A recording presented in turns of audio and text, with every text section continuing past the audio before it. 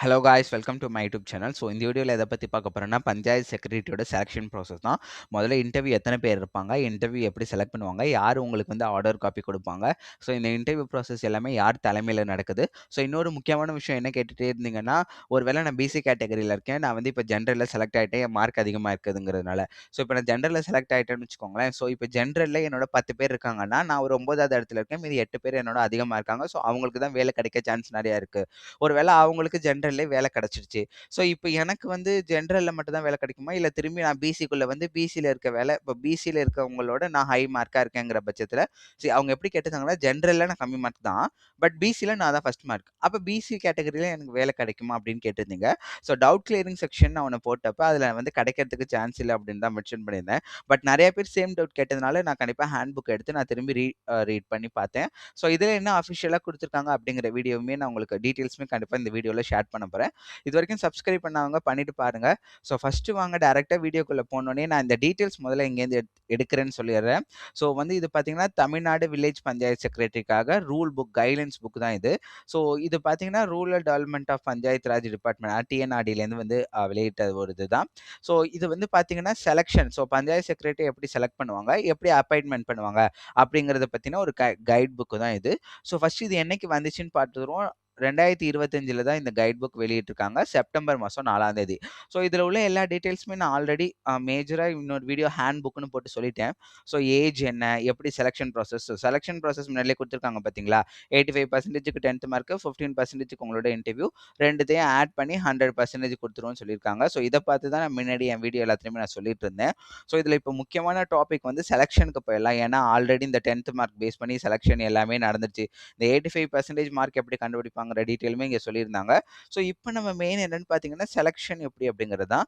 So main topic நம்ம டைரக்ட்டா என்னன்னா கண்டக்டிங் இன்டர்வியூக்குள்ள போறோம். ஸோ இதுவரைக்கும் சப்ஸ்கிரைப் பண்ணாதவங்க கண்டிப்பா சப்ஸ்கிரைப் பண்ணிட்டு பாருங்க. ஸோ இன்டர்வியூ எப்படி நடக்கும் அப்படின்னு இதில டீட்டெயிலா போட்டிருக்காங்கன்னா, டிஸ்ட்ரிக்ட் கலெக்டர் தலைமையில தான் இன்டர்வியூ மோஸ்ட்லி உங்களுக்கு நடக்கும். ஸோ இந்த இன்டர்வியூல பார்த்தீங்கன்னா 3 பேர் இருப்பாங்க. இங்க பார்த்தீங்கன்னா 3 ஆஃபீசர்ஸ்ன்னு மென்ஷன் பண்ணியிருக்காங்க இல்லையா? 3 பேர் கண்டிப்பா உங்களுக்கு இன்டர்வியூ எடுக்கணும். அதில 2 ஆஃபீசர்ஸ் பார்த்தீங்கன்னா, அசிஸ்டன்ட் டைரக்டர் கிரேடோட அசிஸ்டன்ட் டைரக்டர் இல்ல அதுக்கு மேல உள்ளவங்களா இருக்கணும் அப்படிங்கிற மாரி மென்ஷன் பண்ணியிருக்காங்க. 3 officers with 2 officers not less than in the grade of assistant டைரக்டர்ன்னு போட்டிருக்காங்க. ஸோ அசிஸ்டன்ட் டைரக்டர் இல்ல அதுக்கு மேல உள்ளவங்க கண்டிப்பா 2 பேரும் உங்களுக்கு இன்டர்வியூ எடுப்பாங்க. ஸோ அதுக்கு நீங்களே ஆயிக்கோங்க. அதே மாரி என்ன பண்ணுவாங்கன்னா, உங்க டிஸ்ட்ரிக்ட்ன்னு இது பண்ணிட்டாங்கன்னு வச்சுக்கோங்களேன். இதில வந்து நம்பர் ஆஃப் அப்ளிகன்ட்ஸ் பொறுத்தவரைக்கும் நெறையா டீட்டெயில்ஸ் வந்து மாறும். பட் வந்து இப்போ ஒரு கேட்டகரியில ஒரு 10 பேர் செலக்ட் ஆயிருக்கீங்க அப்படின்னா, அந்த 10 பேருக்குமே ஒரே கமிட்டிய சேர்ந்தவங்க தான் இங்க பாருங்க. சேம் கமிட்டி தான் shall interview all the candidates for a particular roster category. அப்படின்னா என்னன்னா, ஒரு கேட்டகரியில ஒரு 10 பேர் இருக்காங்கன்னா, அந்த 10 பேருக்கும் சேம் பேனல்ஸ் தான். ஸோ பேனல்னா எப்படி சொல்றேன்னா, 3 பேர் இருப்பாங்க.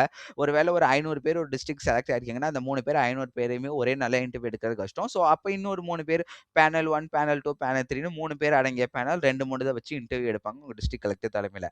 ஸோ அப்ப இன்னொரு விஷயம் என்ன மென்ஷன் பண்ணியிருக்காங்கன்னா, நீங்க ஒரு பிசி கேட்டகரியில ஒரு 10 பேர் செலக்ட் ஆயிருக்கீங்கன்னு வச்சுக்கோங்களேன். அந்த 10 பேருக்குமே ஒரே ஒரு ம் ஆ பேனல் தான் செலக்ஷன் ப்ராசஸ் எடுப்பாங்க. ஏன்னா, ஒரு பேனல் வந்து ஈஸியா எடுப்பாங்க. இன்னொரு பேனல் கஷ்டமா கொஸ்டின் கேட்பாங்க. நான் முன்னாடி சொன்ன மாரி இதுக்கான போர்ஷன் என்னன்னு குடுக்கல. அவங்க எத பத்தி வேணாலும் கேட்கலாம். ஜெனரலாவும் கேட்கலாம். இப்போ விவோ அசிஸ்டன்ட் போய் இன்டர்வியூ அட்டெண்ட் பண்ணிட்டு வந்தவங்க ஒருத்தவங்க சொன்னாங்க. 10த்ல உள்ள 12த் அவங்க முடிச்சிருந்தாங்க. ஸோ 12த்ல என்ன சப்ஜெக்ட் 12த் பேஸ்டு நெறைய கொஸ்டின்ஸ் கேட்டாங்கன்னு சொன்னாங்க. ஒரு சில பேர் ஆப்டிட்யூட் கேட்டாங்கன்னு சொன்னாங்க. ஒரு சில பேர் வந்து தமிழ்ல எழுதி காட்டுங்க. இதெல்லாம் விவோ அசிஸ்டன்ட்க்கு பண்ணாங்க. பட் எல்லா இடத்துலயுமே சேம் ப்ராசஸ் நடக்கல. ஸோ அதனால இவங்க என்ன மென்ஷன் பண்ணியிருக்காங்கன்னா, ஒரு 3 பேர் உள்ள கமிட்டி ஒரு கேட்டகரி எடுத்துக்கிட்டாங்க அப்படின்னா, பிசி அப்படின்னு எடுத்துக்கிட்டாங்கன்னா, அந்த பிசில உள்ள செலக்ட் ஆயிருக்க 10 பேருக்குமே அதே 3 பேர் தான் இன்டர்வியூ எடுப்பாங்க. ஏன்னா சேம் ப்ராசஸ் 10 பேருக்குமே போணும் அப்படிங்கிறதுனால தான். ஸோ இது எல்லாமே ஒரு நல்ல இதுதான். அதுக்கப்புறம் பார்த்தீங்கன்னா, முக்கியமான பாயிண்ட் சர்டிஃபிகேட் வெரிஃபிகேஷன். நான் முன்னாடி வீடியோலயே சொல்லியிருந்தேன். நீங்க 5 பேர் செலக்ட் ஆயிருக்கீங்க ஒரு ஜாப். நீங்க 5வது இடத்துல இருக்கீங்க. நான் ஒரு வேளை செலக்ட் ஆவாம, நான் போறதே வேஸ்ட் தான் ப்ரோ. நான் எதுக்கு போய் ஒரு நாள் டைம் வேஸ்ட் பண்ணணும்? அப்படிலாம் நெறைய பேர் எனக்கு டிஎம் பண்ணியிருந்தீங்க Instagramல.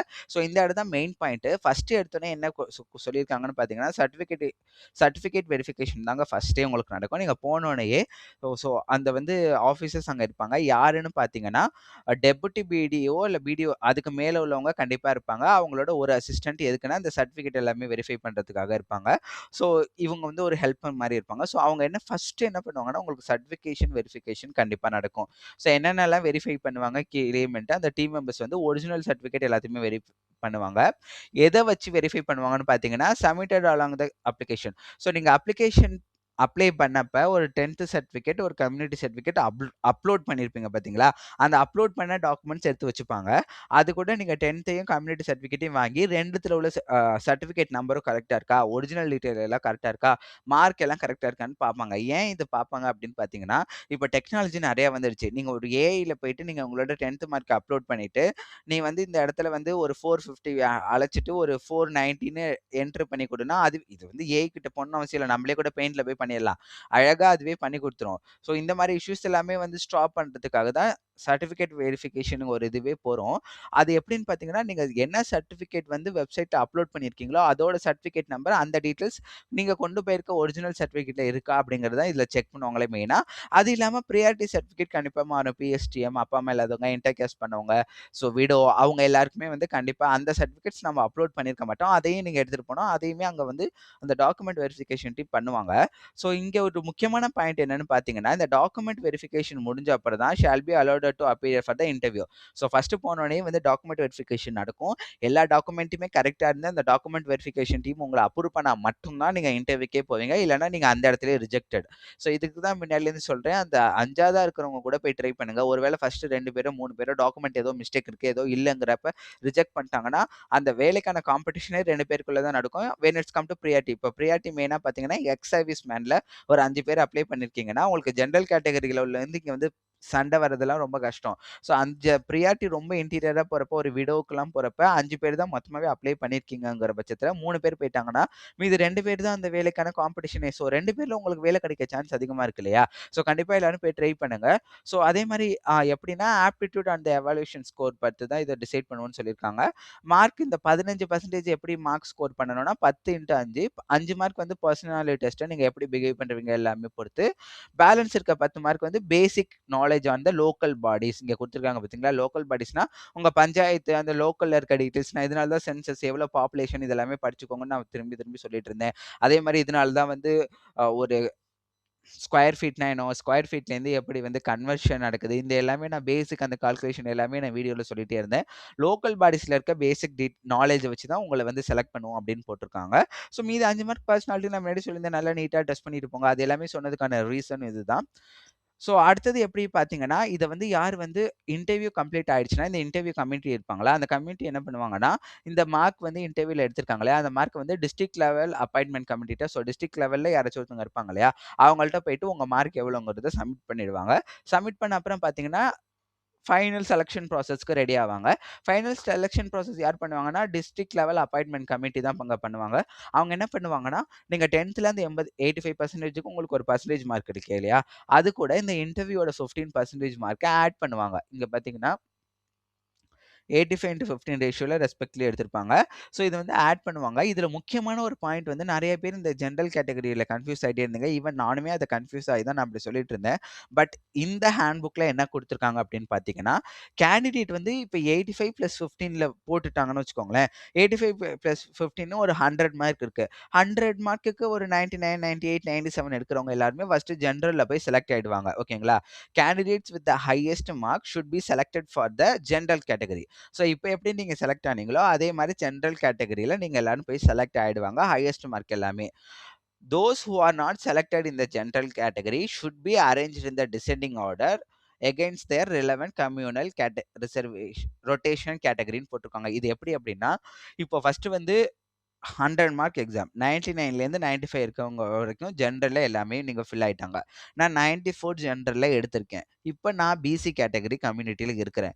அப்ப எனக்கு இப்ப ஜெனரல் கேட்டகரில நான் ரிஜெக்டட். ஸோ 94 மார்க் வச்சு பார்க்கிறப்ப பிசில நான் தான் ஃபர்ஸ்ட் இருப்பேன். செலக்ட் ஆவேனான்னு கேட்டிருந்தீங்க.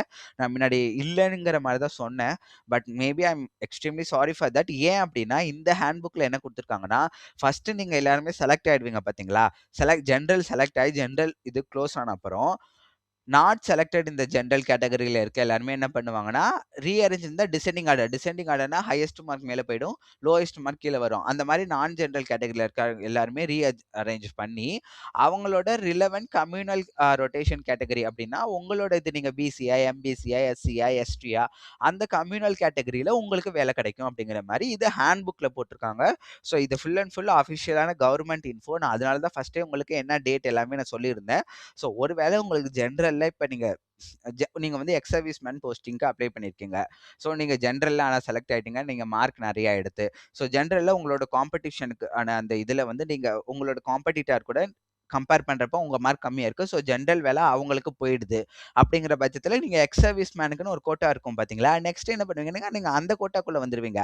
அப்ப எக்ஸ் சர்வீஸ் மேனுக்கு என்ன கிடைக்கும்னா, அந்த வேலை கண்டிப்பா கிடைக்கும். மார்க் ஜெனரல்ல இருக்கவங்களுக்குமே. ஸோ ஜெனரல்ல இருக்க யாருமே பயப்பட வேண்டாம். ஜெனரல்ல இருக்கிறவங்களுக்கு ஹை பிரியாரிட்டி இருக்கு.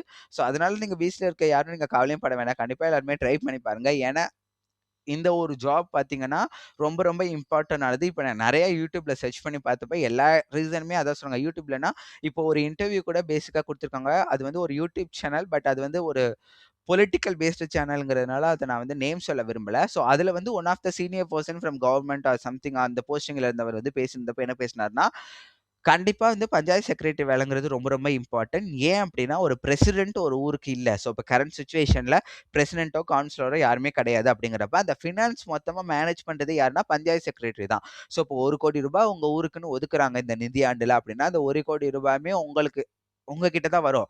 அப்ப அந்த மொத்த ரூ. 1,00,00,000யும் நீங்க என்னென்ன வேலைக்கு ஸ்ப்ளிட் பண்ணி எப்படி யூஸ் பண்ணலாம் அப்படிங்கிற வேலையே இப்ப உங்களோடது தான்.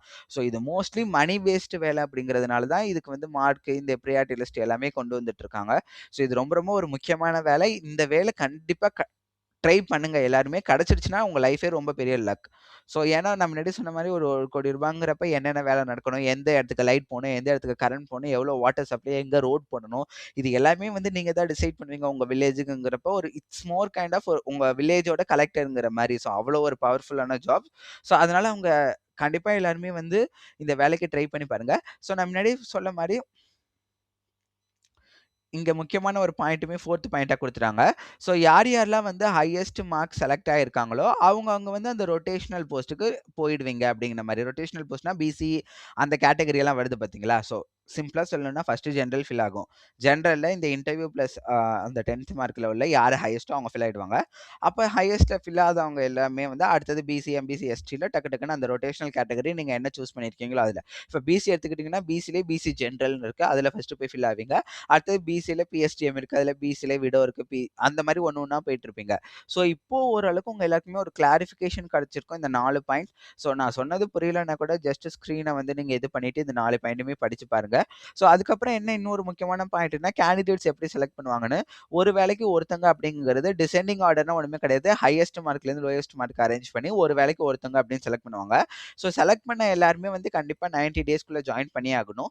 ஒரு வேளை நீங்க ஜாயின் பண்ணல அப்படின்னா, திரும்பி இந்த 1:1 டிசெண்டிங் ஆர்டர் இருக்கு பார்த்தீங்களா? ஸோ இப்ப இங்க வந்து 490 ஃபர்ஸ்ட் இருக்கும். இப்ப இதுல வந்து 490லேருந்து ஒரு 400 மார்க் வரைக்கும் இருக்காங்கன்னு வச்சுக்கோங்களேன். இப்படிதான் இந்த ஆர்டர் வந்து வரும். ஸோ ஃபர்ஸ்ட் 490 செலக்ட் ஆவீங்க. ஸோ 1:1ல குடுத்திருக்க அந்த 90 நாளுக்குள்ள நீங்க வேலையில போய் ஜாயின் பண்ணலன்னா, உங்களுக்கு கீழ இருக்கிறது 480 அந்த ரேஞ்ச்ல இருக்கிறவங்க அடுத்தது அந்த வேலைக்கு செலக்ட் ஆயி, அவங்கள 90 நாளுக்குள்ள வந்து ரீஜாயின் பண்ண சொல்லிடுவாங்க. ஸோ எப்படின்னா, until the vacancy is fill. Vacancy fill ஆகுற அளவுக்கு கீழ கீழ வரும். பட் வந்து இப்போ ஒரு சான்ஸ் உங்களுக்கு குடுக்குறாங்க. ஒரு 2, 3 பேர் ஜாயின் பண்ணல அப்படிங்கிற பட்சத்தில என்ன பண்ணுவாங்கன்னா, அந்த வேலைய அதே இடத்துல கேன்சல் பண்ணிட்டு நெக்ஸ்ட் இயர் இந்த வேக்கன்ஸிய ஆட் பண்ணிருவாங்க. ஸோ அடுத்த இயர் அந்த எக்ஸாம் நீங்க எழுதலாம் அப்படிங்கிற மாரி போட்டுருக்காங்க. ஸோ அடுத்தது அப்பாயின்ட்மென்ட் ஆர்டர் யார் குடுப்பாங்கன்னு பார்த்தீங்கன்னா, டிஸ்ட்ரிக்ட் கலெக்டர் தான் வந்து டிஸ்ட்ரிக்ட் கலெக்டரோட தலைமையில தான் அப்பாயின்ட்மென்ட் வந்து இஷ்யூ ஆகும். ஆர்டர் ப்ரொசீட் ஆகும். பட் குடுக்குறது யாருன்னா, உங்க பஞ்சாயத்துல இருக்க எக்ஸிக்யூட்டிவ் அத்தாரிட்டி தான் குடுப்பாங்க அப்படிங்கிற மாரி shall issue the appointment orders of the selected candidate based on the proceeding of the district collector. So இது ஒண்ணுமே கிடையாது. டிஸ்ட்ரிக்ட் கலெக்டரோட தலைமையில உங்களோட பஞ்சாயத்துல இருக்க எக்ஸிக்யூட்டிவ் அத்தாரிட்டி உங்ககிட்ட ஆர்டர் காப்பி குடுத்துருவாங்க. ஸோ இதுதான். நெக்ஸ்ட் பாயிண்ட் பார்த்தீங்கன்னா முக்கியமானது. ஸோ ஃபர்ஸ்ட் என்ன இந்த 90 டேஸ் பார்த்தேன் சொல்லியிருந்தேன் பார்த்தீங்களா? ஆக்சுவலி இது எப்படின்னு பார்த்தீங்கன்னா, நீங்க செலக்ட் ஆயிட்டீங்கன்னு வந்ததுலேருந்து 60 நாளுக்குள்ள நீங்க கண்டிப்பா போய் ரிப்போர்ட் பண்ணி ஆகணும். ஜாயின் பண்ணணும். ஒருவேளை நீங்க ஆல்ரெடி வொர்க் பண்ணிட்டு இருக்கீங்க. இல்ல வேற ஏதாச்சும் படிச்சுட்டு இருக்கீங்கங்க பட்சத்தில, நீங்க கரெக்ட்டான ரீசன் வந்து உங்களோட பஞ்சாயத்துல போய் சொல்லி, அவங்கள்ட்ட ஒரு 30 நாள் சேர்த்தி வாங்கி, 90 நாளுக்குள்ள கண்டிப்பா நீங்க போய் ஜாயின் பண்ணி தான் ஆகணும். வேற வழியே கிடையாது. நீங்க படிச்சுட்டு இருக்கீங்க அப்டின்னா, இப்ப நான் பிஎட் படிச்சிருக்காங்க அப்டின்னு கூட ஒருத்தவங்க கமெண்ட் பண்ணியிருந்தாங்க. ஸோ உங்களோட பிஎட் வந்து இந்த 90 நாளுக்குள்ள ஆர்டர் காப்பி வந்ததுலேருந்து முடிஞ்சிடுச்சுன்னா, நீங்க போய் 90 நாள் அந்த பிஎட் முடிச்சுட்டு தாராளமா இந்த வேலையில வந்து ஜாயின் பண்ணலாம். அப்படி இல்லன்னா நீங்க பிஎட் விட்டுட்டு தான் வந்து ஜாயின் பண்ணணும். இல்லன்னா நீங்க நெக்ஸ்ட் இயர் ட்ரை பண்ணலாம் அப்படிங்கிற மாரி போட்டுட்டாங்க. ஸோ பேலன்ஸ் எல்லாமே இது எல்லாமே ஜெண்டர் செலக்ஷன் ப்ராசஸ் தான். ஸோ அமௌண்ட் எல்லாம் எவ்வளோன்னு நான் ஆல்ரெடி சொல்லிட்டேன். ஸோ இப்போ ஓரளவுக்கு உங்களுக்கு எல்லாமே புரிஞ்சிருக்கும்னு நெனைக்கிறேன். இந்த ஜாப் ஸ்ட்ரக்சர் என்ன? எப்படி selection process going to happen? இது எல்லாமே ஓரளவுக்கு இப்போ புரிஞ்சிருக்கும்னு நெனைக்கிறேன். மார்க் எப்படி சூஸ் பண்றாங்க? இந்த சர்டிஃபிகேட்ஸ் தான் பிரியாரிட்டி குடுத்திருந்தாங்க மோஸ்ட்லி. ஸோ இதுவரைக்கும் நீங்க பிரியாரிட்டி சர்டிஃபிகேட் வாங்காதவங்க பிஎஸ்டிஎம் இல்ல டிசேபிலிட்டி யாராச்சும் இருக்கு என்ட்ட சர்டிஃபிகேட் இல்லன்னா, கண்டிப்பா போய் அப்ளை பண்ணி சர்டிஃபிகேட் வாங்கிடுங்க. அதே மாரி இன்டர்வியூ எப்படி நடக்கும்? இன்டர்வியூவோட டாபிக்குமே இங்க உங்களுக்கு பெர்ஃபெக்ட்டா குடுத்துட்டாங்க. அந்த லோக்கல் பாடிஸ்ல இருக்கிறத பேசிக் நாலேட்ஜ தான் செக் பண்ணுவோம்னு சொல்லியிருக்காங்க. ஸோ இதுதான் வந்து இந்த எக்ஸாம்க்கு இன்டர்வியூ இத பேஸ் பண்ணி தான் கண்டிப்பா சாரி. இத பேசி தான் வந்து கண்டிப்பா கண்டக்ட் பண்ணுவாங்க. ஸோ, இப்ப நான் சொன்னது எல்லாமே ஓரளவுக்கு பார்த்துக்கோங்க. இப்போ ஓரளவுக்கு உங்களுக்கு ஒரு அண்டர்ஸ்டாண்டிங் வந்திருக்கும். நான் வந்து ஒரே ஒரு மேட்டர் மட்டும் தான் எப்பவுமே சொல்லிட்டு இருக்கேன். உங்களுக்கு முன்னாடி எத்தன பேர் வந்து சர்டிஃபிகேஷன்ல தப்பு பண்ணியிருப்பாங்க, ராங்கான பிரியாரிட்டி லிஸ்ட் குடுத்துருப்பாங்கன்னு உங்களுக்கே தெரியாது. ஒருவேள அவங்கள்ட்ட கரெக்ட்டான ப்ரூஃப் சப்மிட் பண்ண முடியலன்னா, அவங்களுக்கு அந்த வேலை கிடைக்காம உங்களுக்கு வந்து கிடைக்கலாம். ஒரே ஒரு விஷயம் தான் உங்களுக்கு இந்த வேலை கிடைக்கணும் அப்படின்னு உங்க தலையில எழுதியிருந்தா கண்டிப்பா கிடைக்கும். அதனால கண்டிப்பா வந்து நல்லா பிரிப்பேர் பண்ணிட்டு போய் ட்ரை பண்ணுங்க. ட்ரை பண்ணாம வீட்லயே உட்கார்ந்துட்டு எனக்கு இந்த வேலை கிடைக்கலன்னு சொல்லாதீங்க. கண்டிப்பா நீங்க வந்து 200 மார்க் எடுத்து இந்த வேலைக்கு செலக்ட் ஆயிருந்தாலும், நீங்க கண்டிப்பா போய் ட்ரை பண்ணுங்க. ஸோ அந்த ஒரு இதுதான் மெயின் பாயிண்ட். முன்னாடியே சொன்ன மாரி இந்த இன்ஃபர்மேஷன் நான் எல்லாமே எங்கேருந்து எடுத்திருந்தேன்னு பார்த்தீங்கன்னா, 2025ல வந்த ஒரு அஃபிஷியல் நோட்டிஃபிகேஷன் ஃப்ரம் கவர்ன்மெண்ட்லேருந்து தான். ஸோ இது இல்லாம உங்களுக்கு வேற ஏதாச்சும் டவுட் வேணும், இந்த ஹேண்ட் புக் பத்தி டீட்டெயில் வேணும்னு சொல்லுங்க. நெறைய பேர் ஹேண்ட் புக்கோட லிங்க் கமெண்ட்ல கேட்டிருந்தீங்க. நான் வந்து இது முன்னாடியே ஹேண்ட் புக் பத்தி எக்ஸ்பிளைன் பண்ணி போட்டப்ப. பட் நான் லிங்க் வந்து புரொவைட் பண்ணல. நான் மோஸ்ட்லி இப்பவுமே புரொவைட் பண்றது சந்தேகம் தான். வை? பிகாஸ் நெறைய பேர் என்ன பண்றாங்கன்னா, நம்ம கன்டென்ட் வந்து எடுத்து, ஸோ அந்த டாபிக் கூட நான் ஒரு YouTubeல வந்து ஒரு வீடியோ போடுறேன்னா, வீடியோ டாபிக் அந்த டைட்டில் கூட மாத்தாம போட்டுட்டு, ஜஸ்ட் கன்டென்ட் மட்டும் அவங்க வாய்ஸ்ல மேக் ஓவர் பண்ணி அந்த என்னென்ன நான் வந்து கன்டென்ட் குடுத்துருக்கனோ, அது எல்லாத்தையுமே வந்து ஒரு பிபிடிலயோ, ஒரு வேர்ட்லயோ டைப் பண்ணி அவங்க வாய்ஸ் ஓவர் குடுத்து அத மாத்திக்கிறாங்க. ஸோ நான் இத கூட காப்பி கேட் அப்படின்னு போட்டு என் Instagramல ஸ்டோரியில கூட போட்டிருந்தேன். ஸோ YouTubeல வந்துட்டு என் கன்டென்ட், என் வாய்ஸ் நீ ஏன் எடுக்குற? நீ எப்படி வாய்ஸ் மாத்தி பேசலாம்? இது என்னோட கன்டென்ட் அப்படிலாம் கிளைம் பண்ண முடியாது. So I just want to keep this PDF as private as long as everyone finds it. So அதனால உங்களுக்கு வேற ஏதாச்சும் டீட்டெயில் இத பத்தி டவுட்ஸ் வேணும்னாலும் சொல்லுங்க. கமெண்ட் பண்ணுங்க Instagramல. இந்த டீட்டெயில்ஸ் நான் என்ன இருக்கோ இந்த புக்க பார்த்துட்டு நான் சொல்றேன். பட் நான் இந்த புக் ஷேர் பண்றேங்கிறது கொஞ்சம் கஷ்டம் தான். ஒருவேளை இன்டர்வியூ ப்ராசஸ் எல்லாம் முடிஞ்சிச்சு அப்படிங்கிற பட்சத்தில நான் கண்டிப்பா ஷேர் பண்றேன். அப்போ செலக்ஷனுக்கு உங்களுக்கு ஏதாச்சும் டீட்டெயில்ஸ் வேணும்னா இத பார்த்துக்கலாம். ஸோ வேற ஏதாச்சும் டீட்டெயில் வேணும்னா கண்டிப்பா கமெண்ட் பண்ணுங்க. All the best. எல்லாரும் போய் நல்லா இன்டர்வியூக்கு பிரிப்பேர் பண்ண ஸ்டார்ட் பண்ணுங்க. ஏன்னா இப்ப சொல்லியாச்சு உங்களுக்கு பேசிக் நாலேட்ஜ் வந்து லோக்கல் பாடிஸ்ல தான் செக் பண்ணுவாங்க.